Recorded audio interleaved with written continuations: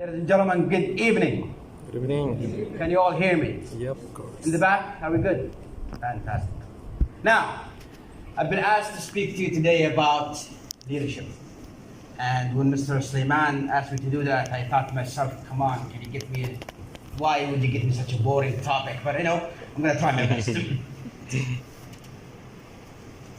Can you think of someone who you worked under that you enjoyed working with? What was the one quality that made that person such a great leader? 2,000 years ago, there was a war between China and Mongolia. And the Mongolian army was large in population. And one of the Chinese generals went to the emperor to ask him for more soldiers so he can fight Mongolians. And the emperor said, well, I don't have any more soldiers. You took everybody. All I have is just, farmers and carpenters and builders who cannot actually fight. And the general is trying to convince the emperor. He said, I only need 20,000 people. So I can fight an army of 40,000 Mongolians. The emperor said, this cannot be done. And still, I don't have anybody that I can spare for you. We don't have any more soldiers. And the general said, Your Highness, please, just give me 20,000 people, any people. I will turn them into an army. He's taking a video game. Really? Now, they were talking while they're walking around the palace. And the emperor said to the general jokingly, he said, well, you claim that you can turn anybody into an army, right? Yes. Now, the emperor had a bunch of ladies who hang out around his palace for his own amusement. So he said to the general, well, since you claim you can turn anybody into a soldier in an army, can you turn these ladies into soldiers? And the general said, of course I can. But am I allowed to do anything I want? And the emperor said, you can do whatever you want. So the general got all the ladies and lined them up in 3 lines. And he picked the 3 oldest of them and put them in front of each line. And he said to the ladies in the front, the leaders of the groups, he said, your job is to keep order in your lines. The ladies in the back, your job is this. I'm going to ring this bell, and I'm going to do some hand movements, some fighting stance. I want you to repeat exactly what I do. Is that clear? Everybody said yes. General rang the bell. Ha! Who? Yeah! Ha! And then rang the bell again. And the ladies tried to copy what he did. How did he do it? And there was chaos in the line. The emperor is laughing. The general stood again. He said, let me repeat.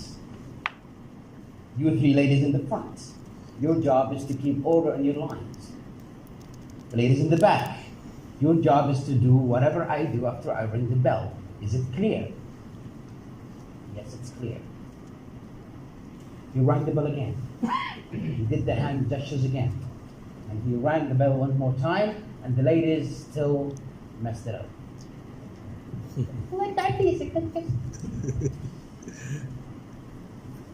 the emperor is laughing again. So the general looked at the emperor and he said, if the instruction were not clear, then it's my fault.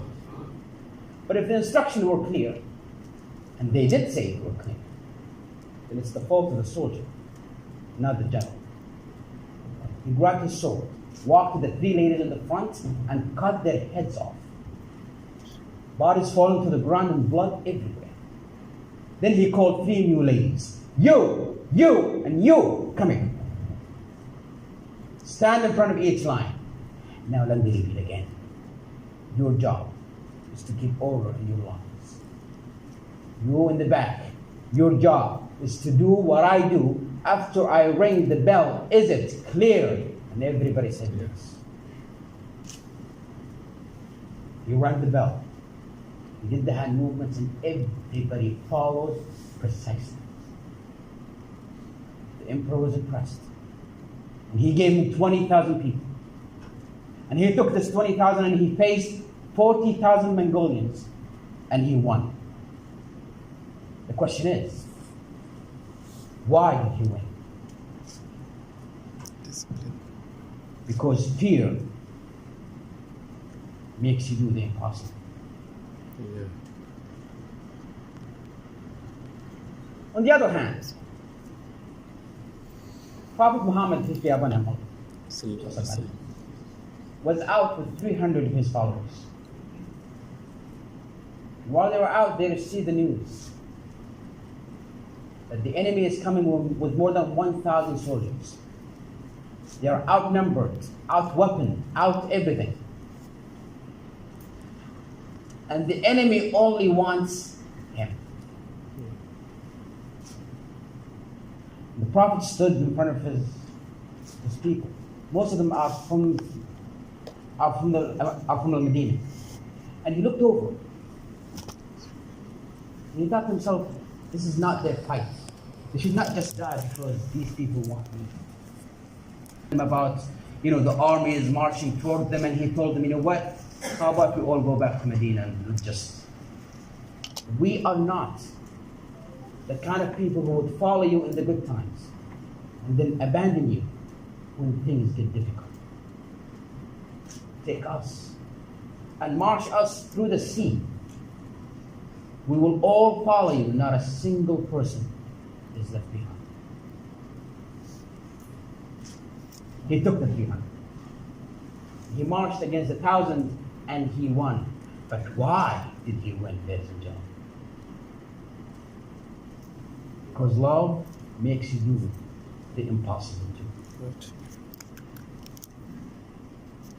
How many of you here are married with kids? How old is your children? 12, 9, and 6. All right, let's pick the 6. You're driving, and your 6-year-old is next to you in the car. And while you're driving and you're doing a bit fast, you have a flat tire. The car flips, lands upside down. You're okay, he's okay. And the flame, and you know the car is about to blow. Do you think you can lift the car up to save your son's life? I think I will do it. Yes, you will. Where did that strength come from? Where did the strength come from? Fear of losing someone that you love, and love for someone who's closer to your heart. The combination will make you do the impossible. Now, why am I telling you all of this? When it comes to leadership, when it comes to influencing people who work under you, you can do it either way. You can lead with fear. Make the people under you fear of losing their jobs. You can lead with love. That you care so much for everybody who works under you that they come to work, not because it's work, but they come to you. Both, trust me, will accomplish. Fear will get them to do the job, and love will get them to do the job too. But with fear, they will wait for anything to take you down. They will wait for that moment that you retire or die or something happens to you. How do you want to live? With fear or with love? I leave the choice. Thank you so much for listening.